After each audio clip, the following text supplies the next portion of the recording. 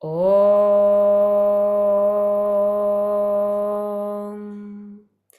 Om Sahana Vavatu Sahanao Bhunaktu Sahaviryankaravavahai Tejasvinavadhitamastu ma vidvishavahai.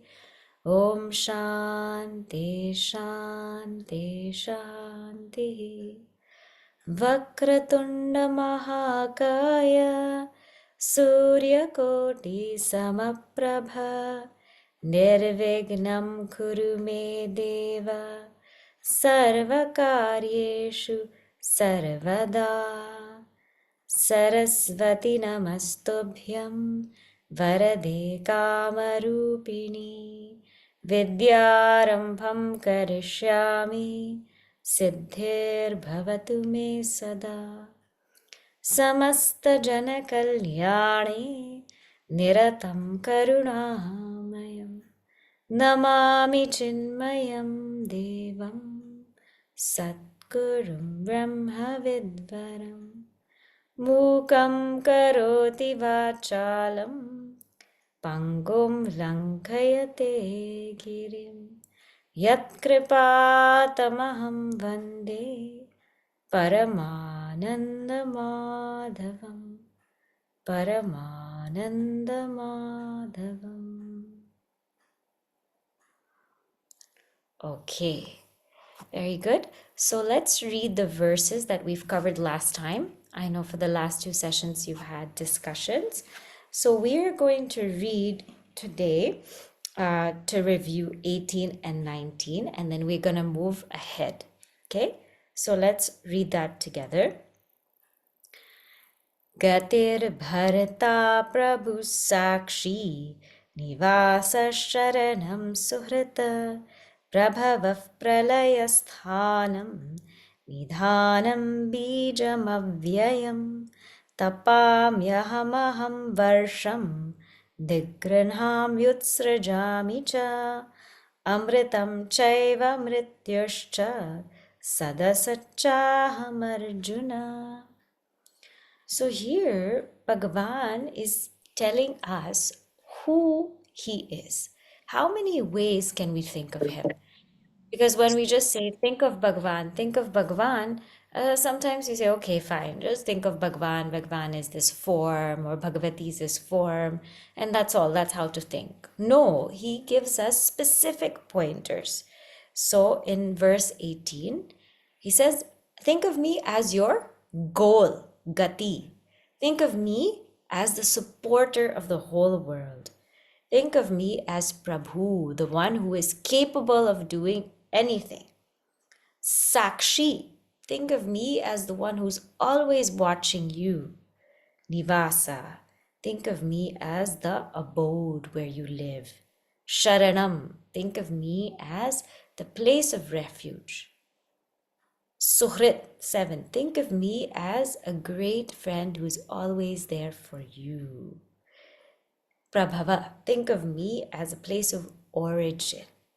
Pralaya, think of me as a place of sustenance. Sthanam, think of me, Pralaya, think of me as a place of dissolution. Then Sthanam, think of me as a place of sustenance. Nidhanam, think of me as that treasure house of knowledge, of wealth, of virtue. And Bijam Avyayam, think of me as the imperishable seed. So 12 ways to think about Bhagavan. Not just one, but 12 ways. And this we saw in great detail. So if ever we need to know how to think about God, please revisit verse 12. It's a beautiful, beautiful description of all possible ways we can think of.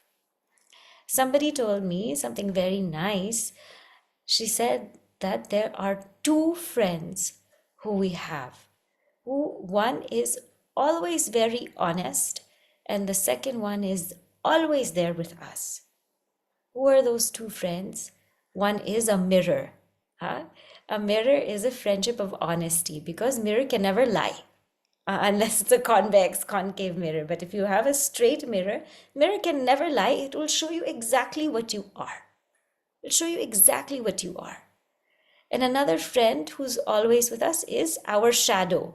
Our shadow will never leave us. It's always there. Sometimes it's just merged with us. Sometimes it feels a little bit apart from us. In the same way, Bhagwan and our scriptures are like a mirror. Whenever we think about them, they make us look at ourselves and see who we are. Straight, they will tell us. Straight. When we are sitting silently, speaking to that Lord, when we are sitting silently, thinking about that scripture, straight they will tell us who we are and what we need to do. And they are always with us everywhere we go. Then in verse number 19, Bhagavan says, "You see me also in nature. I am the one regulating the entire world. Tapami aham. I heat up the world. I'm the source of energy." If we ask, how does one ball fly into the air? How does a ball fly into the air? How does somebody have the strength to throw a ball? That is from the sun. The sun provides us food to eat. It gets transformed to energy, and that's how we are able to lift a ball. So, how does anything move in the world? Anything moves in the world because of energy. And all the energy comes to us because of the sun. So, I am the one that heats up the entire world. I provide all the energy. I let go of the reins and I withhold the reins. So whenever it rains hard, I'm the one who lets go of all the rain and I'm the one who withholds it. Amritam chaiva mrityuscha. I am immortality, but at the same time, I'm mortality. I'm immortality because my real nature is that immortal self. But at the same time, I'm mortality because when it's time for us to leave this world, I come as death to take away this body. When it's no more fit, I come as death to take away this body. And I am Sat, Asat. Means I am manifest, I am unmanifest, I am the substratum of both, O Arjuna. Now, in verses 20 and 21, he's going to talk about those people who are unable to keep their minds on God. What happens when we are unable to keep our minds on God? Where do they go? So let us see verse number 20 and 21. We will read these two together. Traividyamam somapah putapapaha त्रैवेद्या मां सोमपाः पूतपापाः यज्ञैरिष्ट्वा स्वर्गतिं प्रार्थयन्ते यज्ञैरिष्ट्वा स्वर्गतिं प्रार्थयन्ते ये पुण्यमासाद्य सुरेन्द्रलोकम् ये पुण्यमासाद्य सुरेन्द्रलोकम् अश्नन्ति दिव्यान् दिवि देवभोगान् अश्नन्ति दिव्यान् दिवि देवभोगान् ते तं भुक्त्वा स्वर्गलोकं विशालम् Can you ते repeat? तं भुक्त्वा स्वर्गलोकं विशालम् क्षीणे पुण्ये मर्त्यलोकं विशन्ति क्षीणे पुण्ये मध्यलोकं विशन्ति एवं त्रयी धर्ममनुप्रपन्नाः एवं त्रयी धर्ममनुप्रपन्नाः गतागतं कामकामा लभन्ते. गदागतं कामकामा लभन्ते Now we'll chant this together. त्रैविद्यमां सोमपाः पूतपापाः यज्ञैरिष्ट्वा स्वर्गतिं प्रार्थयन्ते Te punyamasadya surendra lokam ashnanti devyan divi deva bhogan te tam bhuktva svarga lokam vishalam kshine punye martya lokam vishanti evam trayi dharma manuprapannaha gata kama kama labhante. So here it is talking about those who desire other things, those whose mind is not on Bhagavan. Even if we spoke about 12 pointers to think about Bhagavan, even if we saw that Bhagavan rules this whole world, my mind is just not there. Where is my mind according to these verses? Traividya, they may be the knowers of the three Vedas, Rig, Sama, Yajur, and Atharva you must understand. So in these three Vedas, you must understand also Atharva Veda. So those who are knowers of these Vedas, those who follow these Vedas, know the rituals. And who are they? Somapaha. Somapaha means after performing the rituals, they get the juice which is called Soma Rasa. It is like the prasada. They are able to drink that. They get that after performing the rituals. And how are they? Puta papaha. They are now, puta means they are purified papa of all of their sins. Because after drinking that soma rasa, one is purified of the sins. Purified in what way? Not that all of our sins go away. Huh? Some people think that now when we go to Mahakumbh and we have snan, all our sins are gone. No, what it means is the tendency to commit negativity, that gets washed away. If we are sincere, if we are honest, if we have Shraddha, then when we bathe in such waters or when we do such rituals, then that tendency to do negative things, that diminishes or that goes away. So the tendency goes away.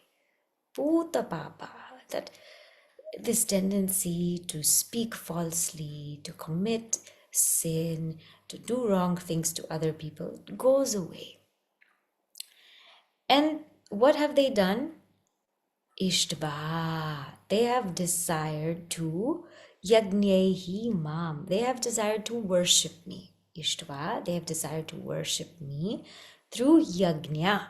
So, mam yagnyehi ishtva. And when they worshipped me meaning that Lord, when they worshipped me, what happened? What did they ask for? Svargatim prarthayante. They asked to go to Svarga. They asked to go to heavenly worlds. Okay, so they asked to go to heavenly worlds, heavenly realms. Is that such a bad thing? Yes. Why? Te punyam asadya. So after gaining such merit, because they prayed, they did those rituals, they prayed, but after gaining that merit, Surendra Lokam, they have gone to Surendra Loka, means the Loka of Indra, that heavenly realm.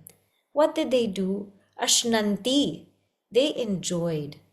Divyan Divi Deva Bhogan, they enjoyed Deva Bhogan, divine enjoyments. Divyan Deva Bhogan, divine enjoyments, Divi, in that heavenly realm.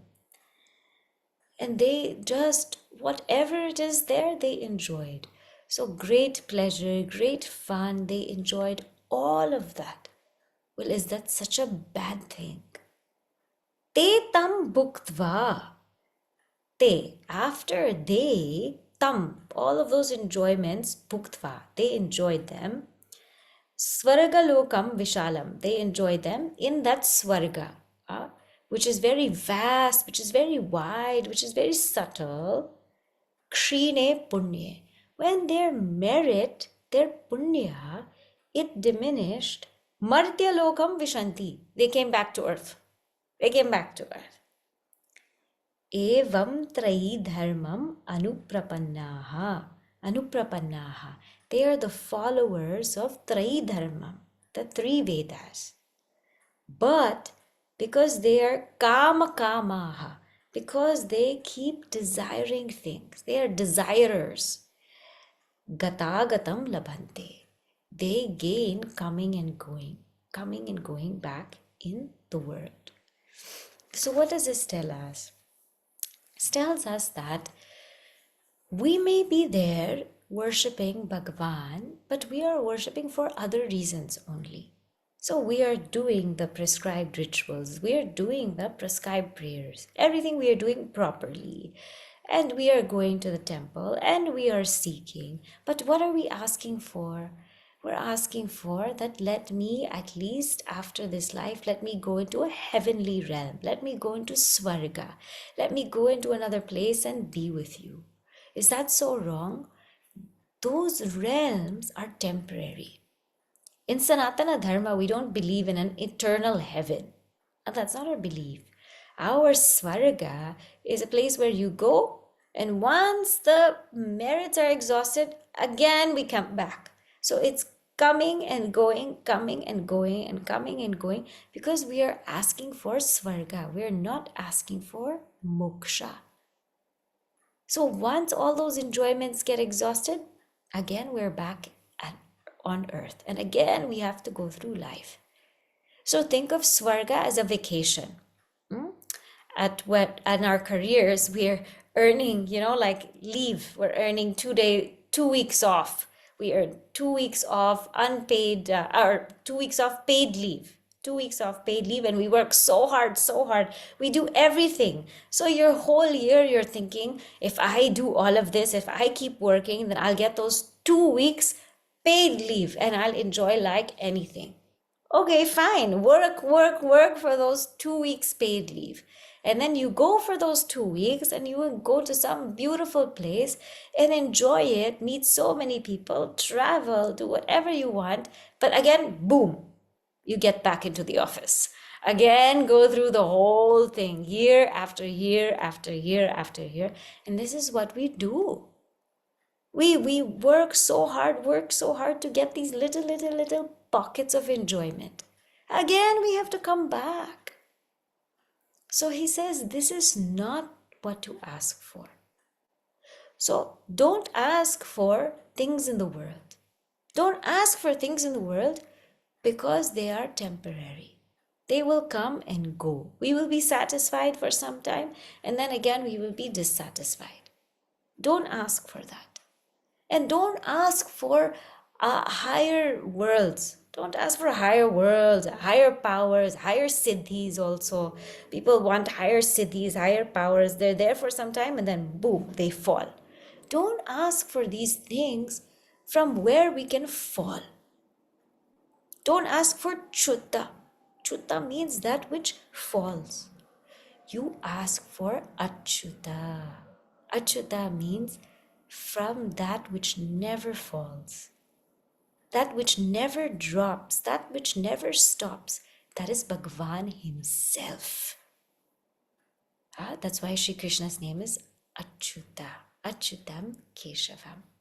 So he says, stop asking for Chuta. We'll keep falling and falling and falling. Ask for that from which we will never fall. Ask for me, he says. And so now, how to ask for you, Bhagavan? You give me some tips on how to ask for you. Now we are coming to the most beautiful shloka of the Bhagavad Gita, which is the heart of the Bhagavad Gita. This is the heart of the Bhagavad Gita. When we take this shloka and we live this shloka, then we will never have any worry in our life. This verse is the secret of no worries. This chapter is called Royal Secret, right? We saw the royal secret ever in the beginning. I pervade the whole world. They are in me, but I am not in them, right? and that they are not in me. We saw that. Now here is the secret of no worries. This is verse number 9.22.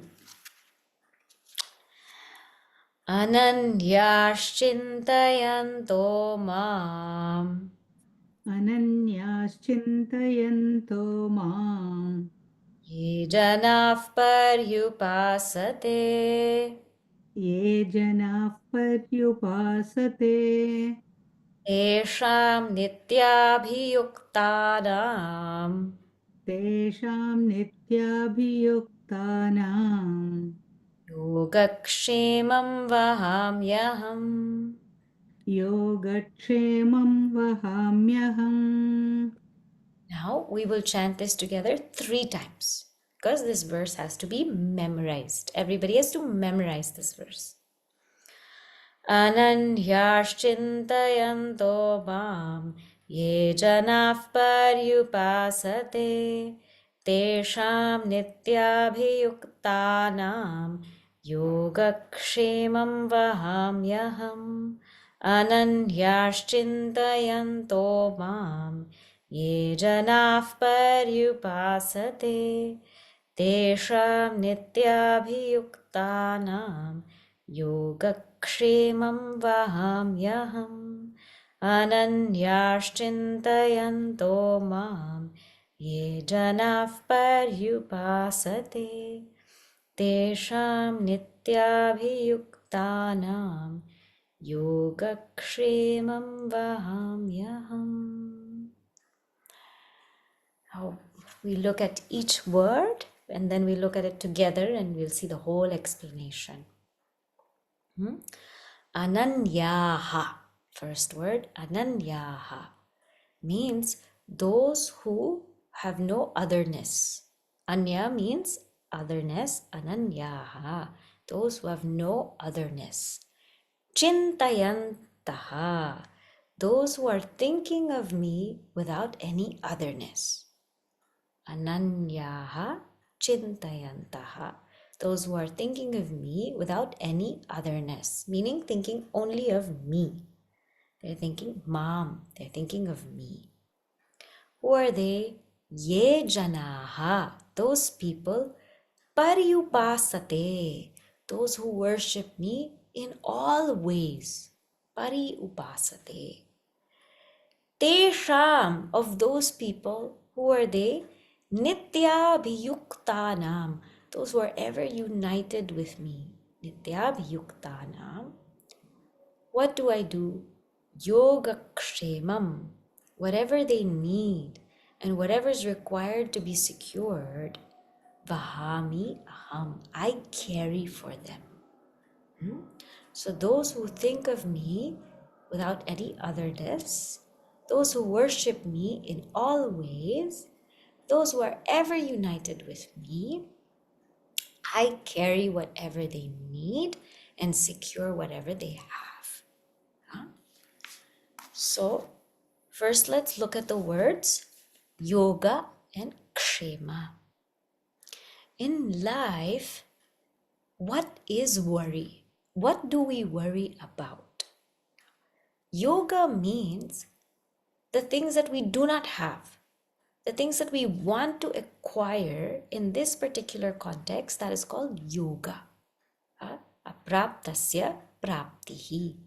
So whatever I don't have, of that which I don't have, to attain that, attain something, I want something, I need something, that's called yoga. Yoga.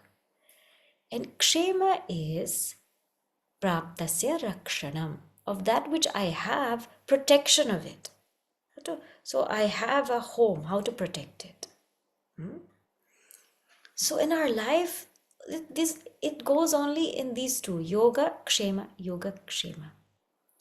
Somebody wants to find a partner in life, yoga. I want to find a partner, yoga. Then when somebody finds a partner and gets married, kshema, how to sustain that marriage. Then that worry is there. I must sustain this marriage. I must bring the family together. I must have a home. Yoga, I want to acquire a home for myself. Then kshema, how to sustain the home. Must have insurance. I must have proper things in the home, proper furniture. I must have all of these things. Kshema. Yoga. I want to get a job. So looking where to get a job. Then kshema, how to secure that job, how to secure that position. Because the market is moving so fast that I might just be wiped out by AI. So how to secure that position. So every time we're just thinking of these two things.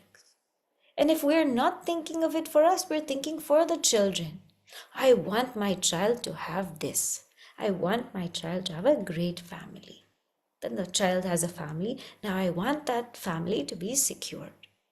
And the whole worry goes in these two things. Nothing more we worry about. Nothing more. Now, what is Bhagavan's promise? He says, to my devotee, who does all these three things, who thinks of me without any otherness, and who worships me in all ways, and who is ever united with me, I will carry, I will carry whatever they need, and I will secure whatever they have.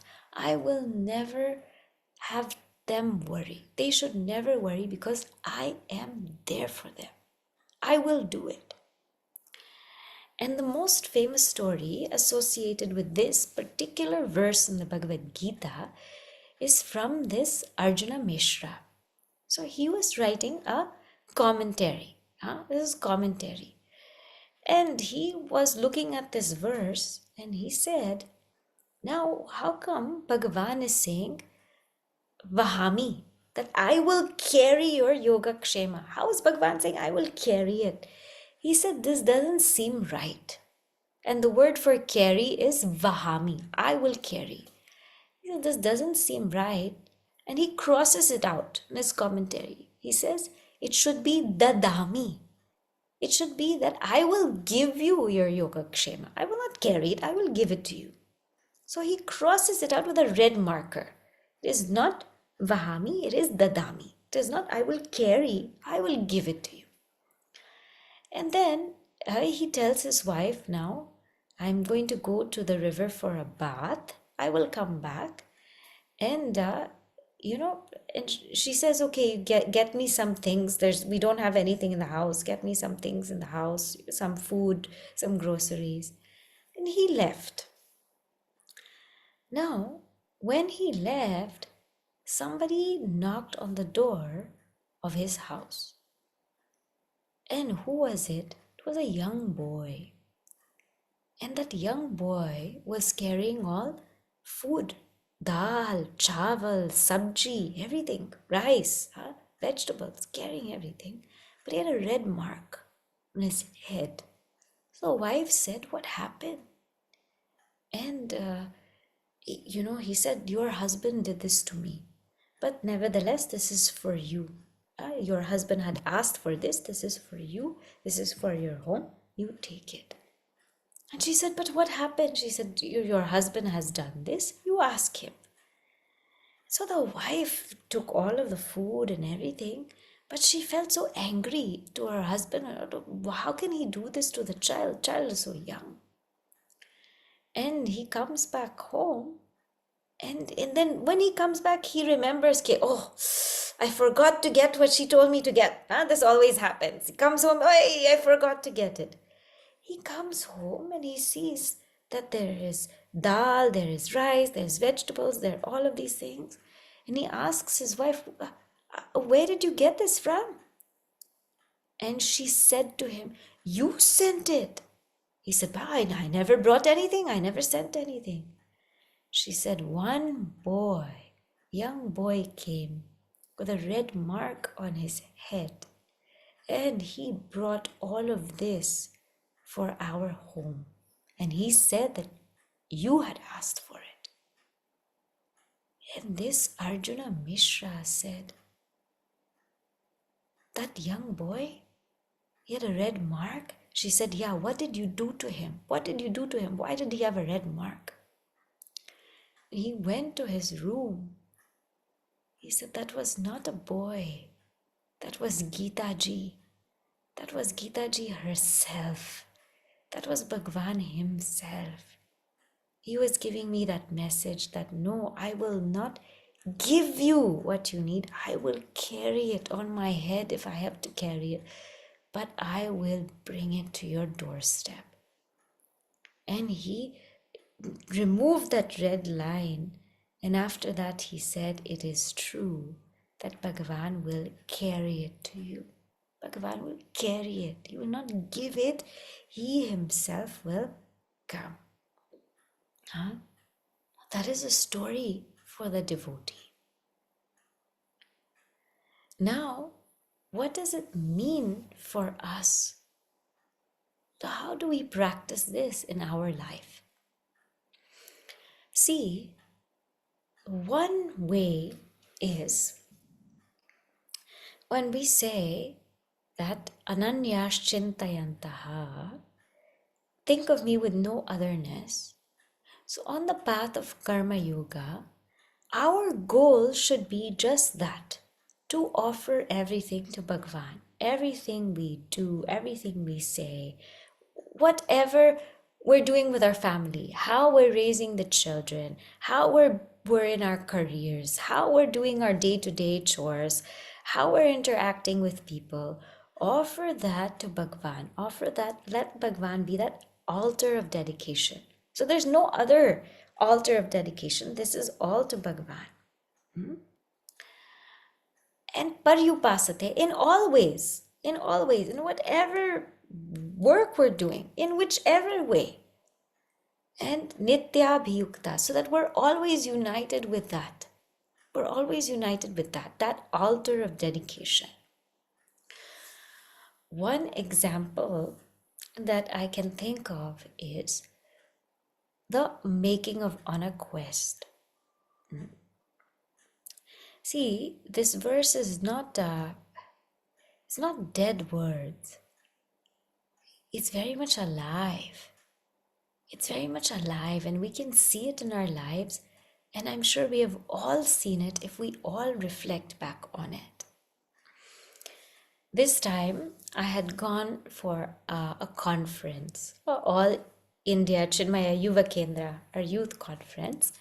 And Swami Mitrananda ji had asked me to present on making of On a Quest. On a Quest is a biopic on the life of Swami Chinmayananda ji. And I was very fortunate to be part of this project. And he said, I want you to present on this project and share with everybody how the process was. And as we were going through the process, we realized that this process was all Ishwara's grace. We could not have done it without him. Because everything that we needed just came to us. How did it come? First, we were looking for an actor, somebody to play the role of Swami Chinmayananda ji. So everywhere we put forth effort. Of course, Swamiji put a lot of effort looking for people who had that look. If we were going to have someone play Swami Chinmayananda ji, has to look like him. Where did we find him? In Sandipani, in our Vedanta course itself, in our ashram itself, there was somebody who looked like him. And we said, oh my gosh, okay, somebody was just there, had that height, had that physique, and agreed to play that role. And Swamiji also did something so funny. He dressed this person up as Gurudev, as a young Gurudev, because he had a beard and everything. And he took a picture of him and he sent it to one of Gurudev's photographers, Anjali Singh. Anjali Singh is the one who always takes pictures of Gurudev ever since before. And so Swamiji sent a picture to her and said, this is a young photo of Gurudev. Do you have it? And she said, no, I don't have that photo of Gurudev. Give it to me. And so he said, okay, Sandeep passed the test, meaning this actor passed the test. Now he can play the role of Gurudev. So we had one actor down and we had to find certain people that look the parts. Yeah, because like Swami Shivananda Ji, Swami Tapovan Maharaj, they had to look the part at least. Now for Swami Shivananda Ji, so we had Swami Chinmayananda Ji, Sandeep, his name was Sandeep from Sandipani, from our institute. Now we had to find Swami Shivananda Ji. And there was an actor who looked like Swami Shivananda Ji. So Swami Mitrananda Ji was so excited and said, okay, can you do this part? He said, yes, I'll do it. Then the actor said, but listen, I have a contract. I'm acting in something else, so I have to keep my mustache on. And that's the only way I will act in your film. I have to keep my mustache on. And Swamiji said, no, that can't be because Swami Shivananda Ji is clean shaven. So what to do? So Swamiji put out the word in the mission that we are looking for Swami Shivananda Ji look-alike.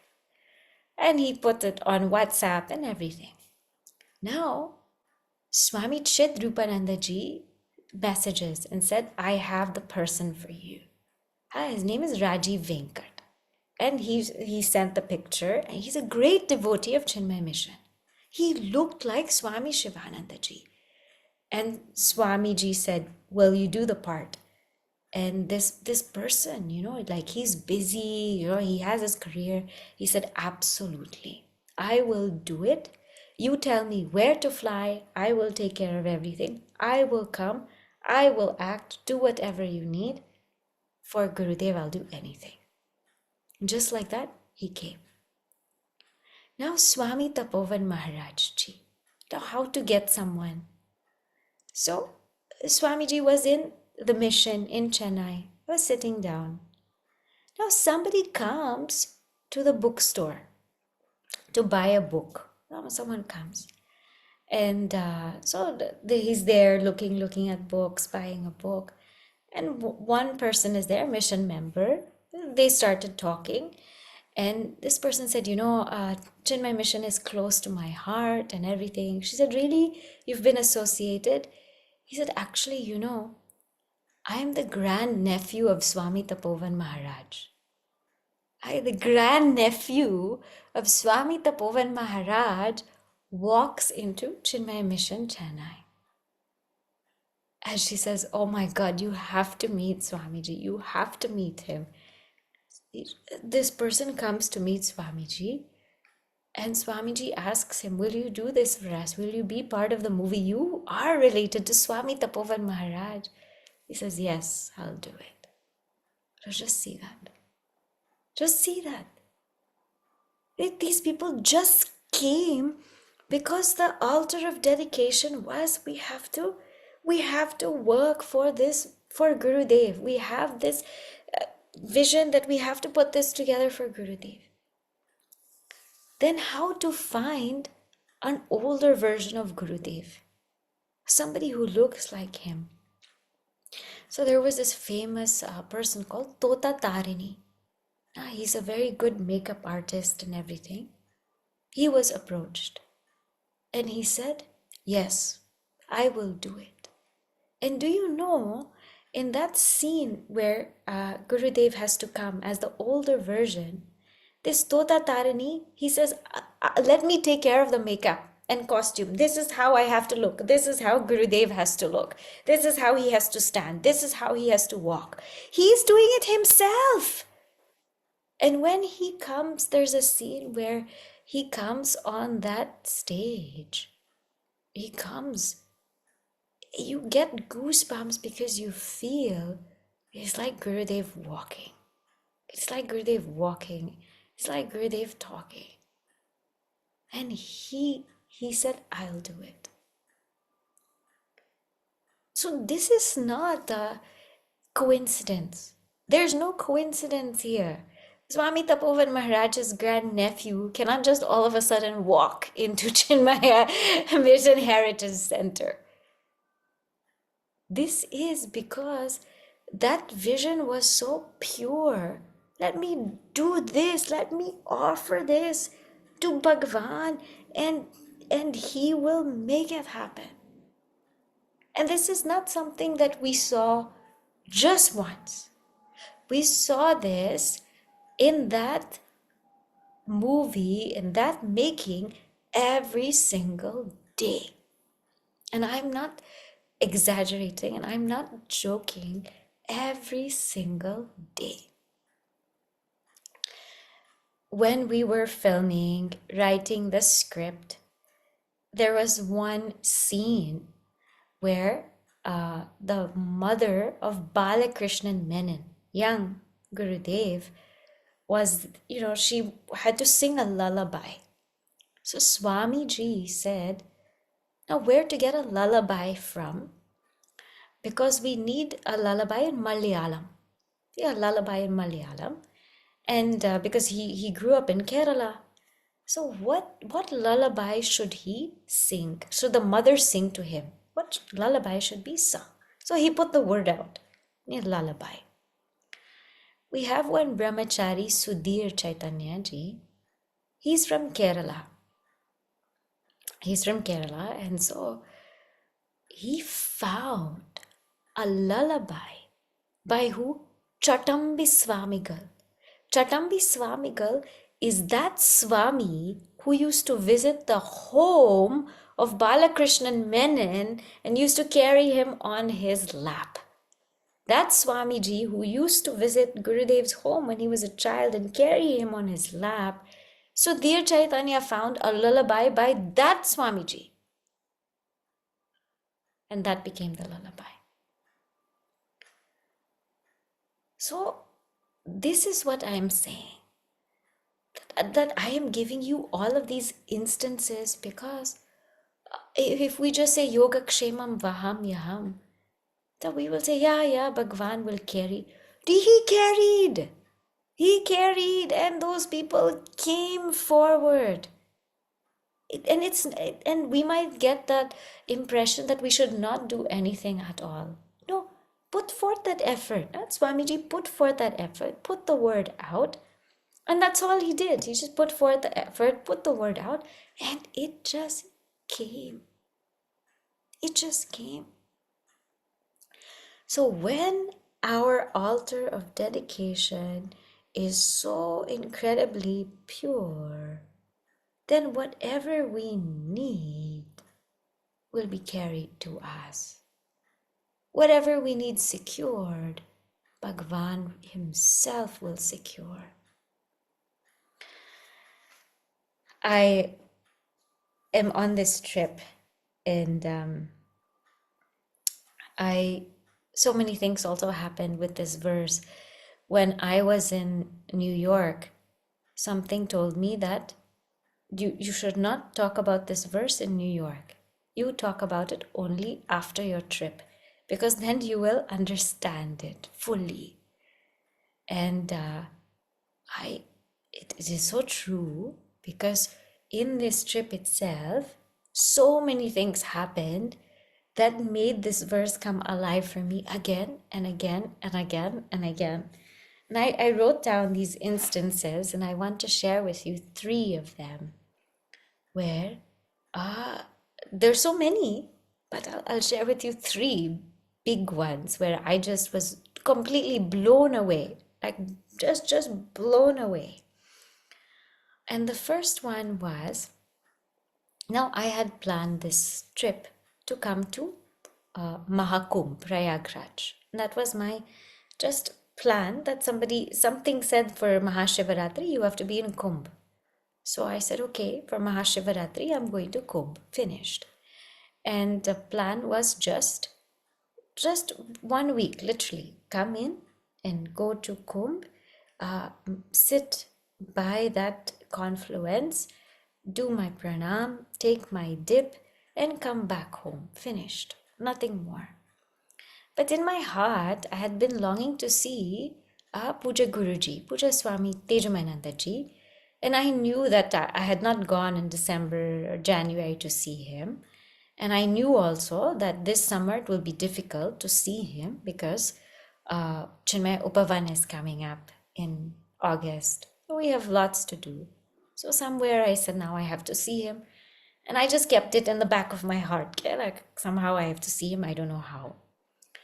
So I made this plan for Mahakumbh. And then Kishanji is here, Nisha ji is here. Now they know how much my plans have changed in this trip. So somebody now that I know, somebody who knows me, she found out that I am going to Prayagraj. And I did not tell anybody really. I just kept it very low key. But because I'm in touch with the brahmacharini there in Prayagraj, she knew that I'm coming. But she informed that person and her talked. Somehow they talked. And that person told her that, my daughter and my son are having their Upanayana and I want Shubhani ji to come.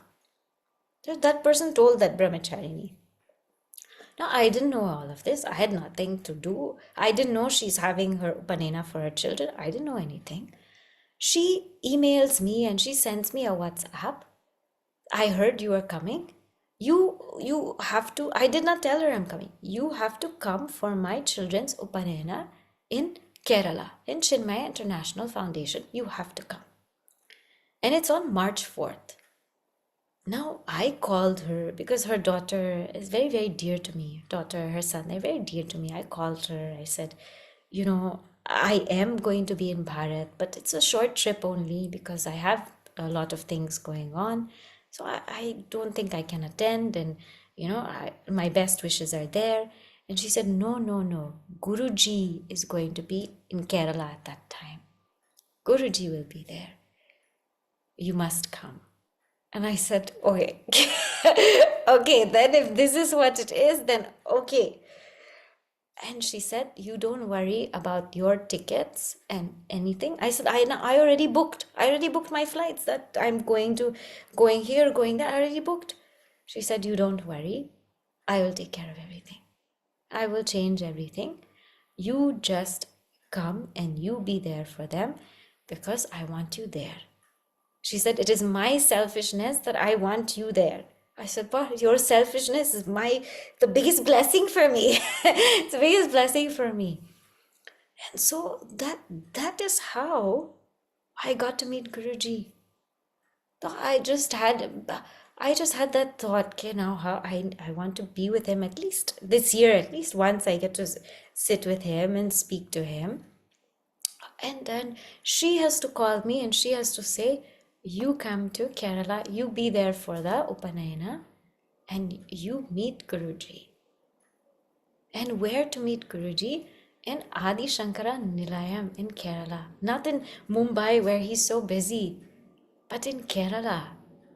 Not that he's less busy, means so many people come to meet him, but he's a little bit more relaxed.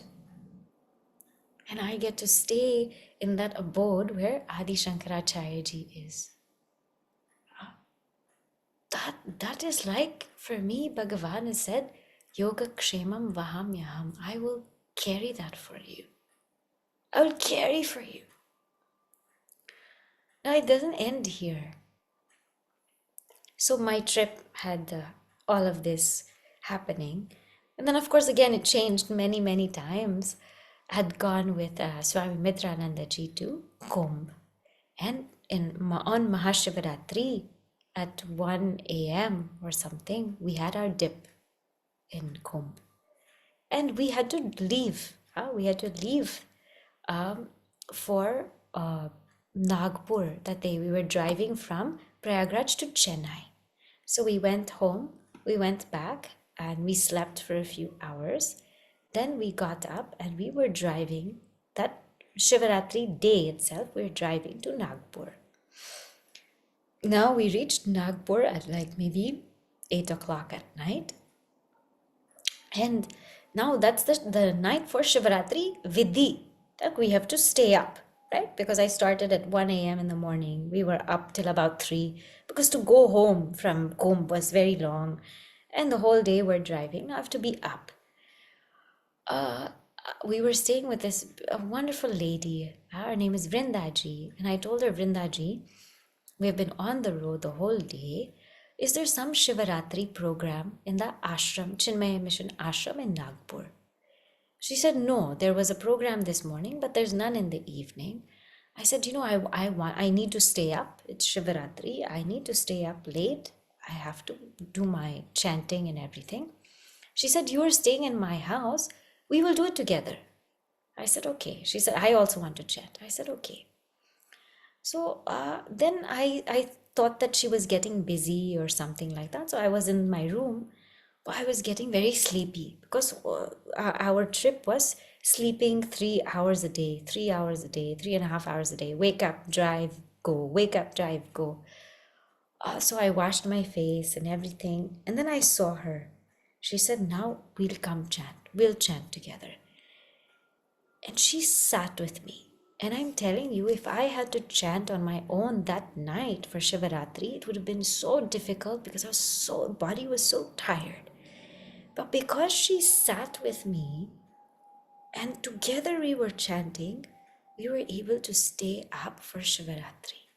We were able to stay up. I was praying to Bhagwan ki I need to keep my Shivaratri vrat. He would make me stay awake. And he had to send me to the house of Vrindaji to be beside her, for her to be beside me, and for us to be together to chant on Shivaratri. This is not ordinary. This is not ordinary. This is Bhagwan saying that this is what my bhakta needs. So let me be there for my bhakta.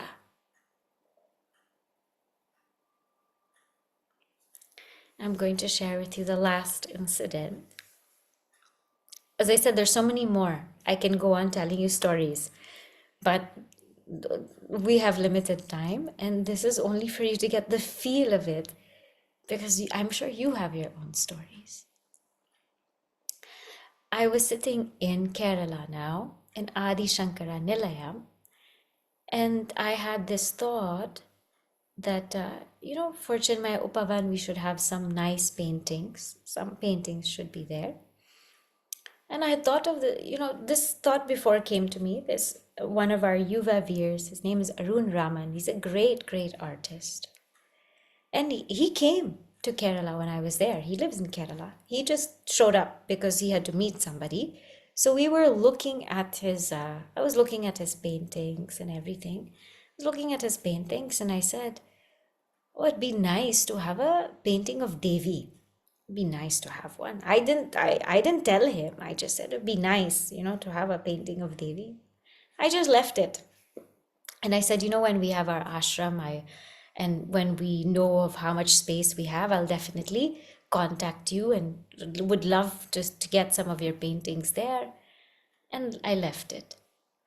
Then somebody had asked to speak to me about women in Sanatana Dharma and everything like that. So I sat with her, I was talking to her, and that Arun was there. He was there in the background. And I was talking to this lady, and I was explaining everything to her. And Arun turns around and he says, I want to give you a painting of Devi. I said, okay. He said, yeah. I said, okay, but can I carry it? He said, yeah. And he said, it's this size, like a newspaper. So we called the airlines. They said, yeah, they'll take it. I said, but do you have the painting with you? He said, no, it's in my studio. I said, then how will I get it? He said, I'm flying tomorrow. I'm leaving Kerala. He said, I will carry it to you in the airport. I will pack it. I will carry it. I will bring it to you. And I said, my God, this is yoga kshemam vahamyaham. I just had that thought that a Devi painting should be there. Devi herself has to come to Kochi airport, pack that painting, give it to me in my hand for me to take. And I have not even seen the painting. I've not even seen it. He said, I have a painting for you. It's of Devi. I said, now I am sitting here. We are in Adi Shankara Nilayam. If you tell me that you're giving me Devi, I will just take it. If you tell me that you're carrying her to me, you're Devi. I don't have to think twice. You are her. I don't have to think about anything.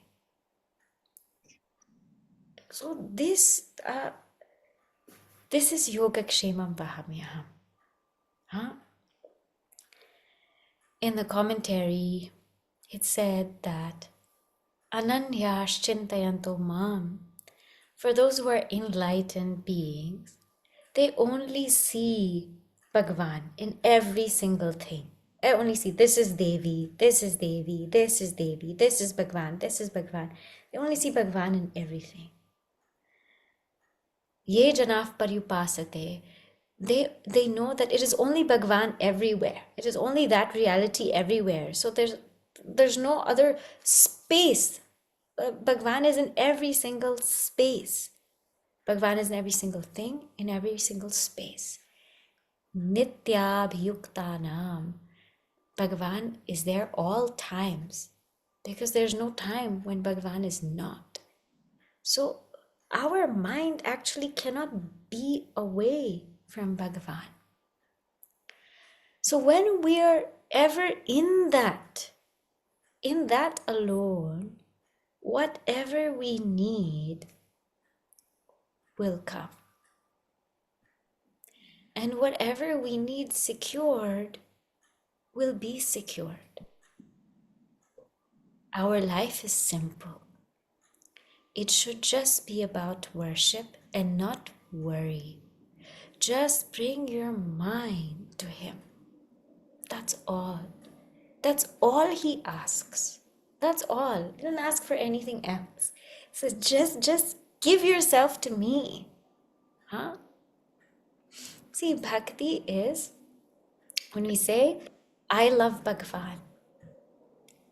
But a bhakta says two things, not just one thing. A bhakta says, I love Bhagavan, but do you know Bhagavan loves me? He loves me.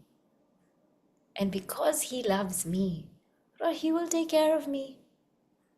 He will take care of me. In one of the Puranas, a question was asked. And I'll leave you with this question. Question was asked, okay, Bhagavan, when I grow older, my hands will be weak. My speech will be weak. My mind will be weak. Because my hands will be weak, how will I hold the japa mala? Because my speech will be weak, how will I utter your name? Because my mind will be weak, how will I be able to think about you? Bhagavan said, you don't worry. You are my bhakta. I will come and I will sit in your asan. I will hold your japamala. I will chant your name. I will think about you because you, my bhakta, are not different from me. So if you are not going to think about me, you cannot think about me, you need not worry. I will come to your asan. I will think about you because you and I are one. So bhakta always thinks two things. Okay, I love Bhagavan. Bhagavan loves me. If we have any ounce of worry, that means we are not a bhakta. That means we cannot call ourselves bhakta. We cannot call ourselves devotee. Because as I said in the previous verse that we live in Bhagavan. When we live in our parents' house, to worry is an insult to our parents. When we live in our parents' house, if we have to worry about money, if we have to worry about food, if we have to worry about anything, it's a big insult to them. You have come to my house, how can you worry? We've come to the house of Bhagavan. If we have to worry about anything, it's an insult. Our effort should be there, but our effort should be in worshipping. And when our effort is in worshipping, then There is nothing to worry in life. Everything will happen. Whatever we need will be carried to us. It will be carried to us. Whatever has to be secured will be secured. It's His promise. Yogak kshemam vahamyaham. So this week, just contemplate on this verse. That's it. Don't think of anything else. Memorize this verse. Contemplate on this verse. But most importantly, feel it in your heart. Bhagavad Gita is not a book. Remember, she's a mother. Let her words come alive. Let it come alive. And live life worry-free. Ever at the feet of Bhagavan. Ever, just rest there. Just rest there. And everything will be okay. So today we will stop here. I feel very, very blessed that Bhagavan has given me, has made these words come alive. I feel very, very blessed, and I offer all of you my gratitude for that opportunity to share with you today these words. And everybody is blessed indeed. Om Purnamadav Purnamidam Purnat Purnamudachyate Purnasya Purnamadaya Purnameva Vashishyate. Om Shanti Shanti Shanti. Harihi Om Shri Gurubhyo Namaha. Harihi Om.